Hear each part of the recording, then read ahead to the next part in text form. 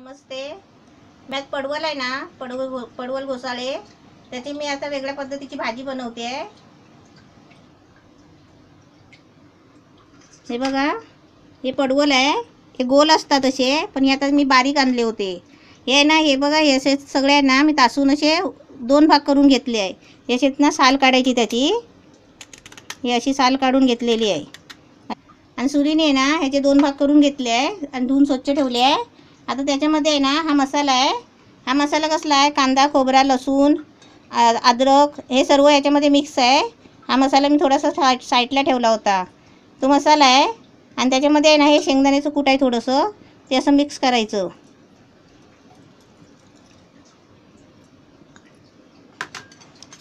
हे त्याच्यामध्ये आहे ना थोडी अशी मिरची पावडर टाकायची. म्हणजे माझा मालवणी मसाला आहे ना, कोकणी मसाला तो. हे मीठ,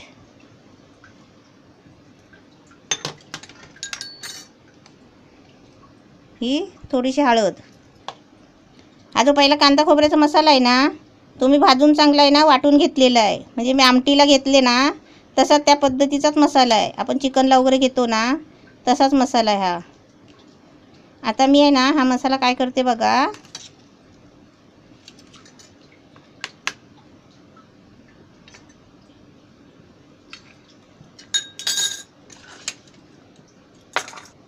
हा मसाला सर्व असा हाताने मिक्स करून घ्यायचा.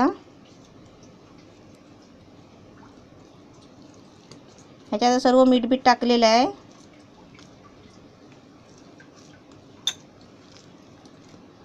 आणि हे आता आहेत ना, हे पडवल आहेत ना, ह्याच्यामध्ये हा असा थोडा मसाला भरायचा असा.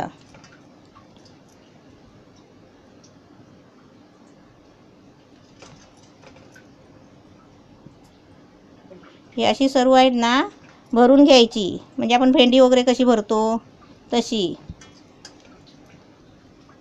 हे चण्याचं पीठ घेतलं आहे, बेसन.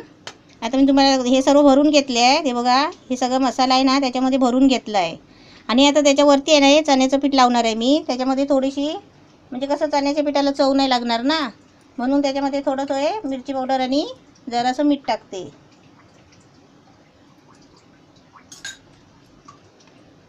हे आता कालवून आहे ना ह्याची पेस्ट बनवायची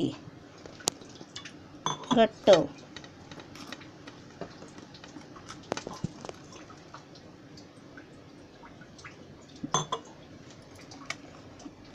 ही अशी आहे ना चण्याच्या पिठाची अशी पेस्ट बनवून घ्यायची घट्ट एकदम अशी. म्हणजे एकदम पातळ नाही, ते चिपकायला पाहिजे ना म्हणून. आता मी त्याला काय करते बघा, हे मसाला भरलेला आहे ना त्याला असे आहे ना पेस्ट बंद करून टाकते ते असं. म्हणजे मसाला बाहेर नाही येणार.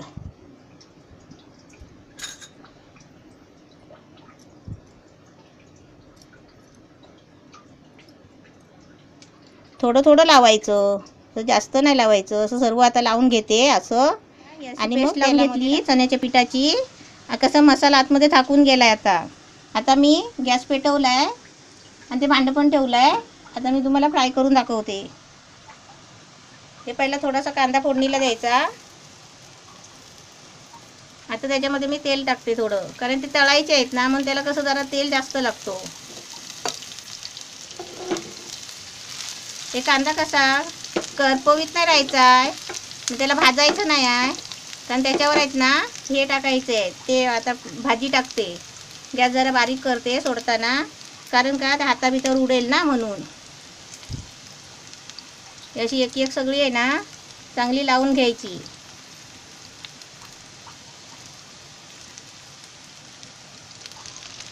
ही अशी सर्व आता टाकून घेतली आहे. तेल पण आहे त्याच्यामध्ये. आता त्याच्यावर मी झाकण ठेवते, कारण ते वाफेने शिजणार आहे. आणि ते वाफेने शिजले ना मग ते नंतर फिरवायचे. आता त्याच्यावर मी झाकण ठेवते 1 मिनिटासाठी.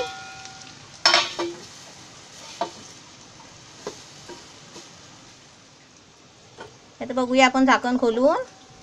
हे बघा छान झाले आहे. आता गॅस जरा बारीक करते आणि ते फिरवते एक. असे हलतात काय बघायची, असे हलवून. म्हणजे कसं त्याच्यामध्ये ना असं कधी फ्राय केली ना तर त्याच्यामध्ये कांदा टाकायचा. म्हणजे कांद्याच्या खाली आहे ना, म्हणजे ते करपत नाही. असे सगळे असे फिरवून घ्यायचे मस्त.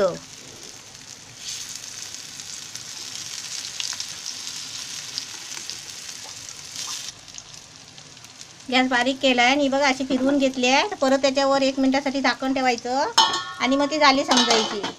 आता झाकण खोलते मी. आता एकदम मस्त झालेली आहे. हे बघा, म्हणजे अशी जास्त फिरवत नाही राहायची कारण ती लगेच शिजून येतात. तर चांगली शिजतात ही बघा अशी. अशी जास्त फिरवत नाही राहायची. एकदा उलटी सुलटी करायची, बस झाली अशी. हे बघा मस्त शिजलेली आहेत. आता आपण वाटल्यास अशी एकदा फिरवून ठेवायची अशी सगळी करून आणि गॅस बंद करायचं. म्हणजे भाजी झाली आपली फ्राय. ही कसली फ्राय? पडवल घोसाळे. गॅस बंद करते आणि आता फ्राय मस्त झालेली आहे.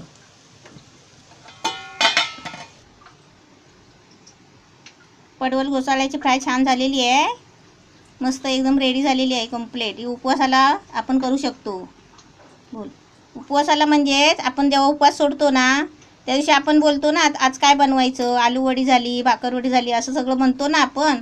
तशा प्रकारे हे पण एका दिवशी आपण करायची उपवास सोडताना. नाही तर उपवासाला म्हटली तर तुम्ही उपवासाला करून खायला नको. एकदम मस्त कंप्लीट झालेली आहे.